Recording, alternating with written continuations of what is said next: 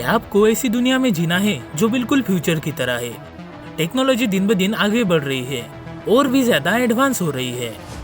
हवा में उड़ने वाली कार, विशाल ह्यूमनॉइड रोबोट, अपने आप चलने वाली कार और अनोखे रोबोट सुनने में ही किसी साइंस फिक्शन की तरह लगते हैं, पर यह आज साइंस फैक्ट बन चुके हैं, यानी रियलिटी में आ चुके हैं। दुनिया भर की कंपनियां नई टेक्नोलॉजी को इन्वेंट करने के लिए अरबों डॉलर इन्वेस्ट कर रही हैं, जो हमारे लाइफ को आसान बनाती है। इसमें कोई डाउट नहीं, 2050 2021 से कहीं ज्यादा अलग और एडवांस होगा। चलिए देखते हैं दुनिया की सबसे महंगी और एडवांस टेक्नोलॉजी जो हाल ही में विकसित की गई, और कुछ ही समय में ये इनोवेटिव आविष्कार आपकी जिंदगी का हिस्सा बनने वाले हैं।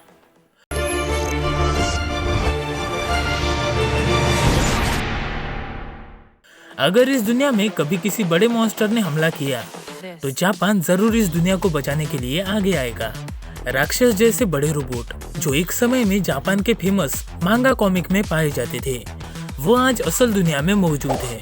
जी हाँ, जापान ने 18 मीटर लंबा रोबोट बनाया है जिसे गंडम रोबोट कहा जाता है, जिसे शोनिंगा हामाचो में बनाया गया, और यह असल में हलचल कर सकता है।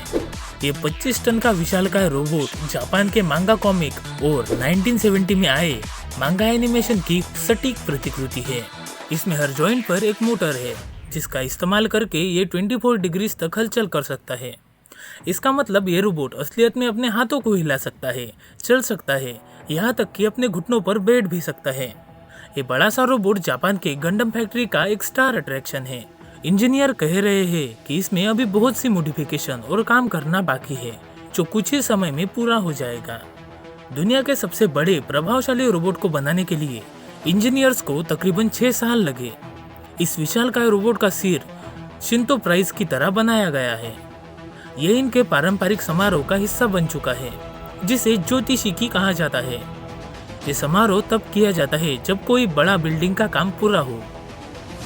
वैसे गंडम कोई बिल्डिंग तो नहीं है, लेकिन इसकी साइज किसी बिल्डिंग से कम भी नहीं, इसलिए ये समारोह एक परफेक्ट सेंस बनाता है। शोनिंगा हामाचो गंडम इकलौता बड़ा रोबोट नहीं है जो जापान में बनाया गया है, बल्कि जापान में एक और बड़ा रोबोट बनाया गया है जो यूनिकॉर्न गंडम की हूबहू कॉपी है, पर यह हाइट में पहले वाले रोबोट से छोटा है। इसमें भी मूविंग पार्ट है, पर यह हाथ पैर नहीं हिला सकता और इसके मोशन की रेंज कम है। ये बस अपना सिर हिला सकता है और अलग अलग कलर के लाइट जला सकता है। आज साइबर सिक्योरिटी एक महत्वपूर्ण मुद्दा बन चुका है, तो यह कोई आश्चर्य की बात नहीं है कि क्वांटम फिजिसिस्ट एक सिक्योर इंटरनेट बनाने का प्रयास कर रहे हैं। एक ऐसा इंटरनेट जो हैक ना किया जा सके। क्वांटम मैकेनिक्स की वजह से पूरी तरह सेफ और सिक्योर इंटरनेट बनाना आज पॉसिबल हो चुका है। क्वांटम नेटवर्क लाइट प्रोटॉन के सूक्ष्म कणों का उपयोग करते हैं और सिग्नल्स और मैसेजेस सेंड करते हैं, जो आज काम करने वाले इंटरनेट से कई गुना सेफ और सुरक्षित है और बहुत ज़्यादा अलग है। हैकर्स भी क्वांटम इंटरनेट के किसी भी मैसेज में छेड़छाड़ नहीं कर सकते। अगर वो ऐसा करने की कोशिश करते हैं तो मेन कनेक्शन बंद हो जाएगा, जिससे हैकर एक नेटवर्क के जाल में फंस जाएगा और तुरंत पकड़ा जाएगा। आज दुनिया भर की गवर्नमेंट्स क्वांटम इंटरनेट की टेक्नोलॉजी को इम्प्लीमेंट करने के लिए इस पर मिलियंस ऑफ डॉलर खर्च कर रहे हैं, जिसमें हमारे देश भारत ने क्वांटम इंटरनेट को डेवलप करने के लिए 105 मिलियन डॉलर्स खर्च किए हैं, जो तकरीबन 762 करोड़ रुपीस होते हैं, और यूएस ने 237 मिलियन डॉलर क्वांटम इंटरनेट के रिसर्च पर इन्वेस्ट किए हैं, जिसकी रिसर्च इसी साल शुरू होगी। जापान एक सटीक और जटिल ट्रांसपोर्टेशन सिस्टम के लिए दुनिया भर में जाना जाता है, पर यह हो सकता है कि हवा में उड़ने वाली कारें कुछ ही साल में इसकी जगह ले ले। जापानीज कंपनी स्काई ड्राइविंग ने एक हवा में उड़ने वाले कार का प्रोटोटाइप बनाया है, जिसने पिछले साल ही इसका सफल परीक्षण कर लिया। ये है SDO-3, जिसे पहली बार इंसान की मदद से 4 मिनट के लिए हवा में उड़ाया गया। ये दुनिया का सबसे पहला इलेक्ट्रिक व्हीकल बन चुका है जो हवा में उड़ता है और जमीन पर लैंड करता है।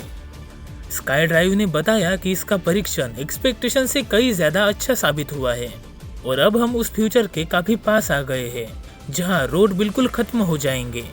जरा सोचिए उस फ्यूचर के बारे में जिसमें गाड़ियां आसमान की ऊंचाइयों में उड़ती हुई दिखाई देंगी, पर अभी इन गाड़ियों में ड्राइविंग परफॉर्मेंस इतनी ज्यादा अच्छी नहीं है। पर हाँ, कंपनियां अभी भी इस पर काम कर रही है। इसी के साथ उबर और बोइंग नाम की मशहूर कंपनियां भी हवा में उड़ने वाली कार को बनाने का काम कर रही है और उन्होंने कहा है कि 2023 तक इनकी फर्स्ट जनरेशन मार्केट में आ जाएगी। SDO-3 के सफल परीक्षण के बाद स्काई ड्राइव कॉरपोरेशन को जापान के एक बैंक ने $37 मिलियन की फंडिंग की है। साथ ही टोयोटा ने हवा में उड़ने वाली कार को बनाने के लिए $387 मिलियन इन्वेस्ट किए हैं और यह 2017 से हवा में उड़ने वाली कारों पर रिसर्च कर रही है।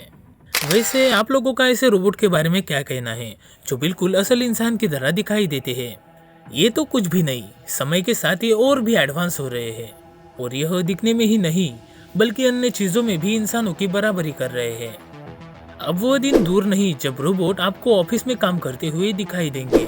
दिन ब दिन इनमें कई इन्वेंशंस हो रहे हैं। पिछले साल रशिया के ब्रोमोबॉट ने इंसान की तरह दिखने वाले रोबोट को डेवलप किया।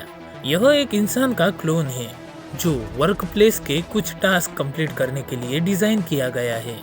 जरा सोचिए, हॉकी, क्रिकेट, फुटबॉल या फिर कोई भी खेल खेलने में कितना आसान हो जाएगा अगर वो आपका कोई एंड्रॉइड क्लोन खेल रहा हो।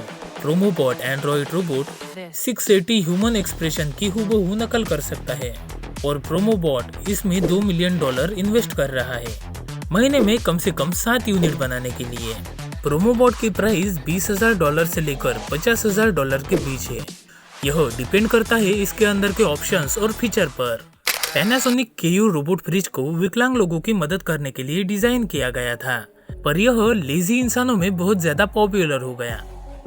अगर प्यास लगी हो तो क्यों जाना है फ्रिज के पास? फ्रिज खुद आपके पास पानी की बोतल लेकर आएगा।